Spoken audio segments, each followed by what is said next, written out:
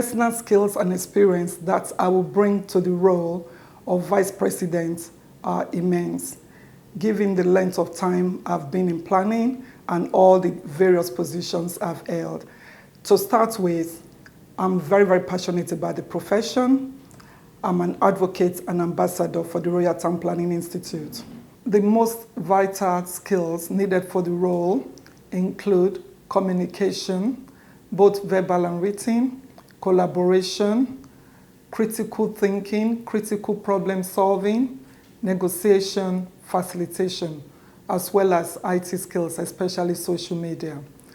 I recall when I started out in planning, I was well supported by my managers. However, I wasn't listened to properly. And as a stammerer from childhood, that was quite key and something that I remembered a lot.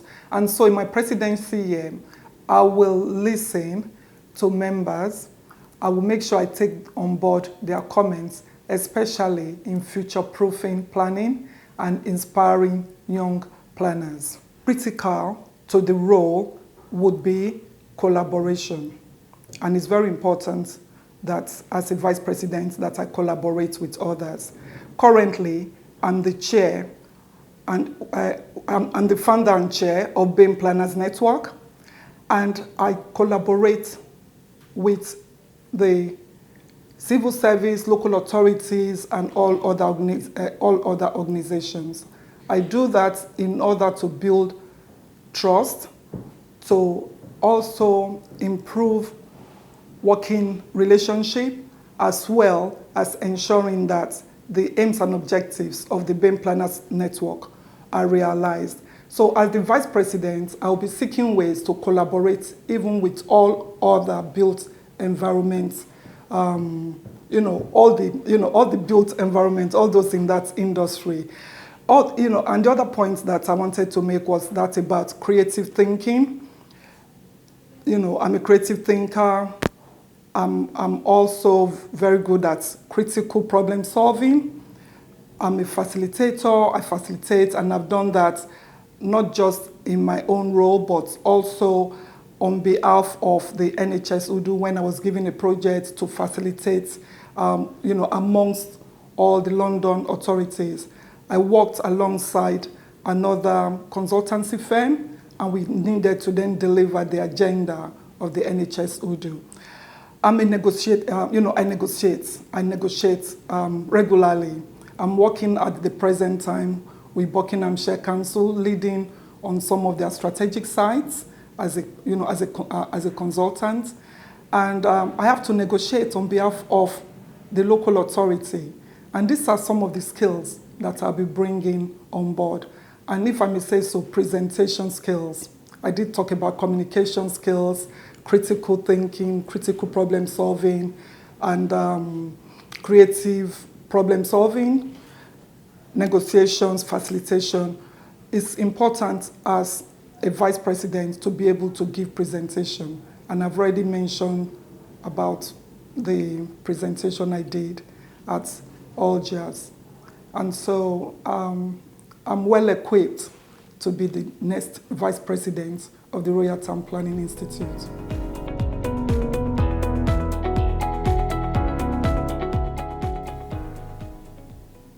To promote consensus amongst the RTPI members, I will listen to the views.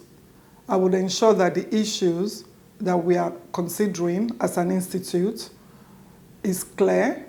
I will also ensure that members know the process of the decision making. Members' questions will be taken and members' questions will be clarified. And at the end of the process, we will give feedback. I would ensure that feedback is given to all members so that they know how that particular decision has been arrived at.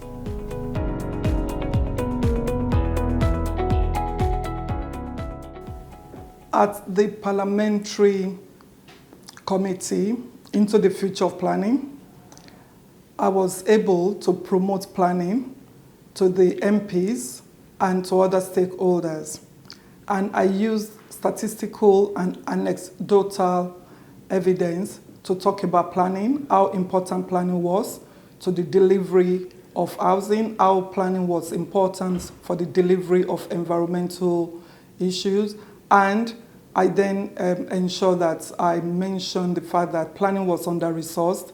The main challenge I faced was the fact that there were other stakeholders who did not have a lot of faith in planning, and so I had to try to convince the MPs that planning being under-resourced was impacting on some of the key deliverables, and also that not every single issue can be attributed to the failure of planning because many things were outside our scope.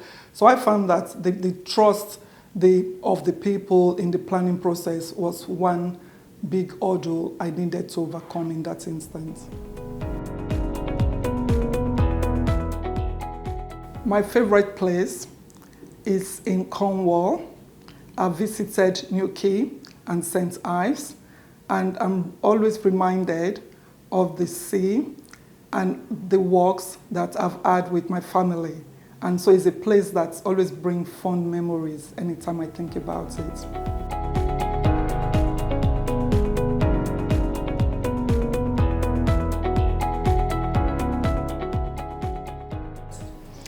I'm a senior planning professional. I have 30 years experience, and that has actually included mainly the public sector, but currently work for an arm's length body. I'm head of planning and head of planning profession. My experience in the past, I've had experience in development management, policy making, delivery.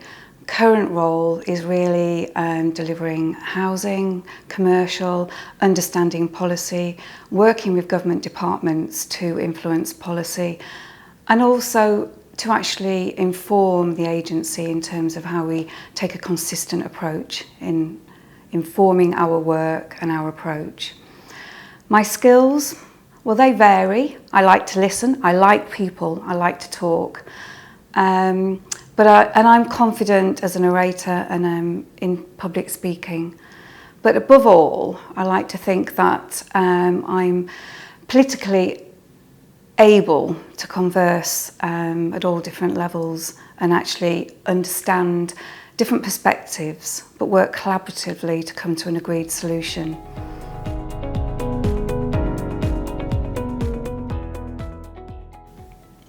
The RTPI has over 27,000 members, which is absolutely fantastic for the organisation. There's a great governance in place, which involves the General Assembly, the regional bodies, and a range of committees that cover a number of aspects and issues.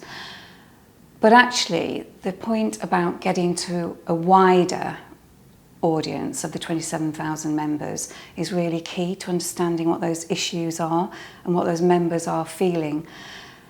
But it's really a sort of two-way dialogue. So I really like to explore using the RTPI website, digital platform, for having a members forum.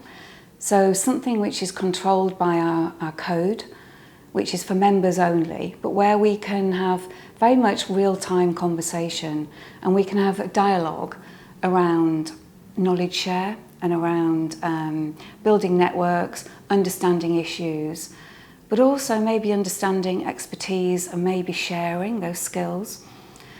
But not just members asking questions, but actually this could be used by the RTPI to very much gauge the consensus of our members and understand what their position is. It's no easy feat to do this. If we had 27,000 members all engaging on a daily basis, it would be quite something. But actually it's providing the opportunity and actually facilitating it. And I just feel that would give us a real understanding of our members' concerns, strengths, skills, and actually how we can support them.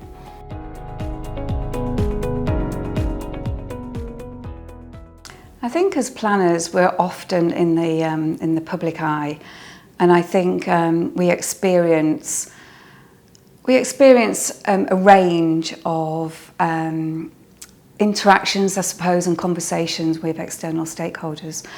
Personally, I've given career talks for me it's really important to promote the profession to the younger generation, to encourage them to think about the built environment, planning in particular, as a career.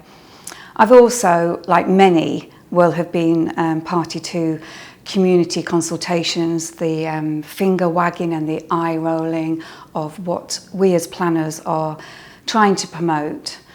And we can never get away from that. That's part of our profession, that's what we need to do. And it's about approaching that with all honesty and transparency. But I think promoting planning, the most memorable occasion is, and it's some time ago when I promoted planning to National Association of Local Councils. And thinking about the audience there and the fact that many of those members were actually from parish and town councils who'd had their own experience, maybe a bad experience about what planning had delivered and how perhaps it had failed their communities. And it's about building trust, and it's about having that open, honest conversation, managing expectations, and perhaps having to outline the framework which we as planners work within. It's never easy, it's always challenging, and I think that is partly what's behind planning being misunderstood in many ways, and actually there has to be this conversation about what we can deliver, how we can work with other disciplines and other institutes to actually understand how we can make communities successful. But planning is at the heart of many of those conversations, and it's important that we have that dialogue and we articulate clearly what our role and our function is, and actually what we believe we're able to deliver. I'm not sure about where my favourite place is. I know I like to be up a mountain.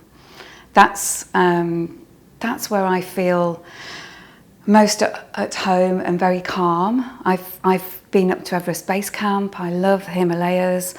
I love the Lake District.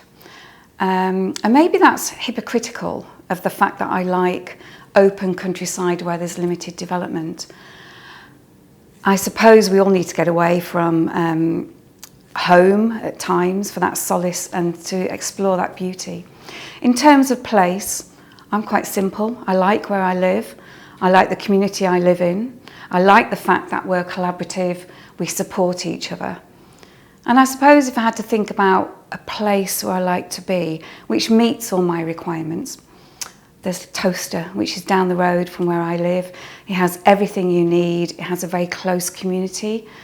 And it's of a scale which is really of a human scale, but actually it supports wider development, and it makes that new development very much part of the existing fabric. So first and foremost, I want to be up a mountain, climbing and walking, but I'm quite happy to be in the built environment where we have supportive communities.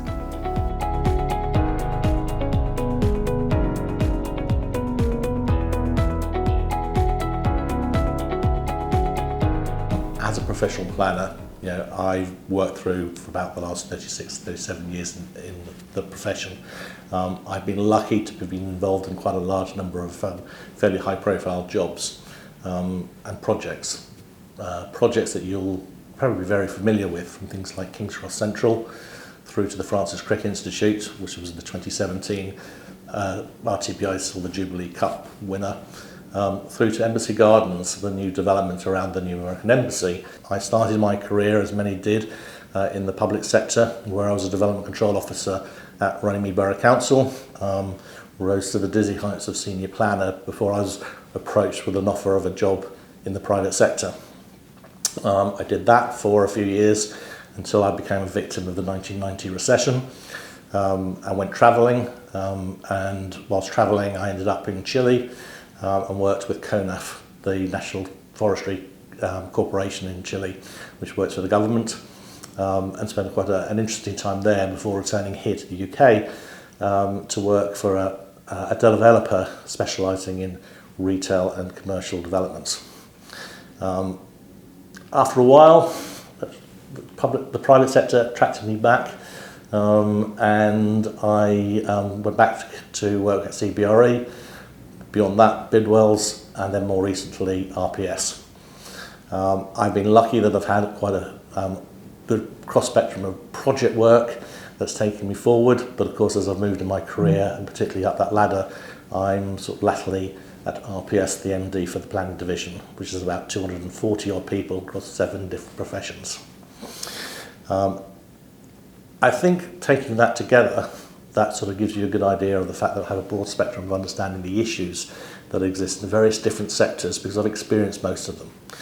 I think the other element about it is that some of the project work has included working with local authorities themselves, so being back in the fold of actually having to understand how the local authority officers work and working with officers directly.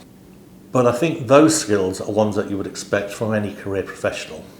I've been lucky that I've also had a second career running parallel to my town planning career as an Army Reservist. And I rose to the ranks as in the Army Reserves to become ultimately the CEO of my own regiment, for which I was awarded an OBE in 2006 for leadership. But I think the element that I have learnt out of the military environment, and they often in their recruitment say that the skills that they teach you relate to your civilian career as well.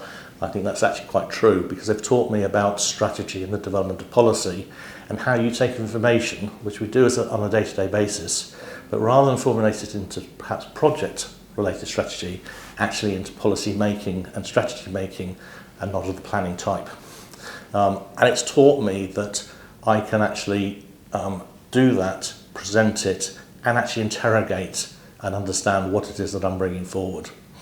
I've also been lucky that I've had other opportunities through the career as well. So for 5 years I acted as a visiting lecturer to Reading University, delivering the site planning module of the master's course. I was invited to be part of a number 10 think tank on housing delivery. I've appeared at a parliamentary select committee and been interrogated by them, which, by the way, this is worse. And I've had a real interest in the development of people through their careers. So from graduate recruitment and development through to introducing career pipeline training and development for all grades within the last 3 companies for which I've worked.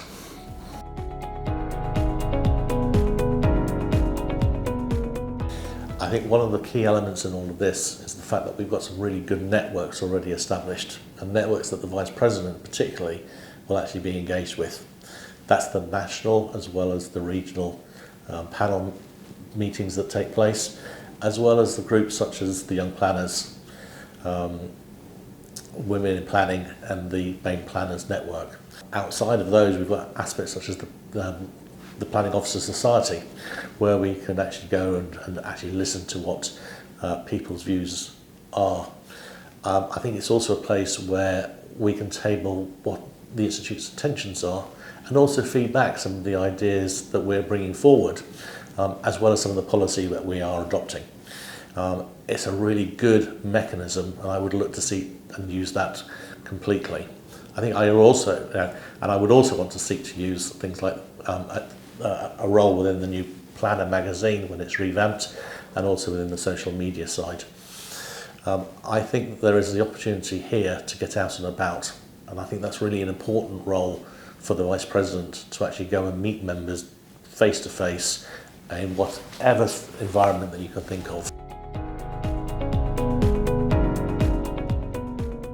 I think from this particular element, what I would say is that my biggest challenge in the sense of stakeholder engagement really related to a project which was an estate renewal and a council-owned development where I was actually acting for the council themselves. The estate that we were looking at was one which was one of the more problematic ones in the local authority concerned. More than 50% of the local residents and tenants were illiterate, and English wasn't the first language of the majority of residents either. So we had to take a very different approach to the way that we would engage, and a lot of thinking obviously took place. What we sought to do was to actually look at some of the complaints, some of the comments that had been received through the housing department as to what was wrong with the estate, and so what we might be able to address through the proposal that we might bring forward. Rather than doing your traditional stakeholder engagement, we actually put a series of tables and chairs out in one of the public areas and invited people to come in and talk to us. We had blown up photographs of the estate so that they could actually talk and point to the right areas. What we did on the first session was to actually go for a walk around the estate with the architects and graphic artists and translators, listen to what people had to say and actually sketch things out actually on the photographs themselves so they could have an idea of what was happening. When we went back, what we sought to do was to actually lay out on the ground as best we could where we would see new buildings take place, where we would see play areas, etc. Because one of the things that we had learned was that actually it wasn't the renewal programme itself that the local community was worried about. It was elements associated with where their kids would play, how their kids would be protected from cars which were running obviously alongside the estate itself. The defensible boundaries to keep people safe within their community. And we actually sort of laid out and we showed where new trees would go, where we put a new planting, and we had pop-up banners that actually showed what that might look like, rather than in text, but in photographs that showed the winter and the summer season, so we get an idea of actually what it is that we were going to bring forward. And it actually worked really, really well. And we actually did everything very much more in this sort of graphics approach, dealing with those particular issues, that ultimately when we ended up at committee, we actually had the local residents stand up with placards that wanted planning permission, not a refusal. And that actually was quite useful in dealing with some members along the way as well. Well, I think if you knew me, you'd know that my main hobby is wildlife and landscape photography. And in pursuit of that, I've travelled quite extensively. So in normal circumstances, I think I would probably say the last place that I visited. But actually, from a professional perspective, my favourite place is actually somewhere here in the UK. And it's renowned for its roundabouts, and it's also renowned for its field of concrete cows. So by that I'm meaning obviously the new city of Milton Keynes. But why? Well, Milton Keynes is probably a really good example of what town planners can achieve if they're allowed to get on and do their jobs. It's a place for people. It's a place where pedestrians and vehicles have been segregated. It's a place where there's housing that meets the needs for everybody. It's a place where the commercial, the social, the retail facilities are designed to deal with everybody's needs and requirements. It's also a place where you take urban greening for granted, because everywhere there are ecological corridors that separate each of the development zones and each of the different zones between commercial, residential, etc. But it's also a place where in the morning you can ski on real snow, but you can also water ski in the afternoon on the local lakes. So it's a place that, for somewhere to live, it's got absolutely everything that you could ask for.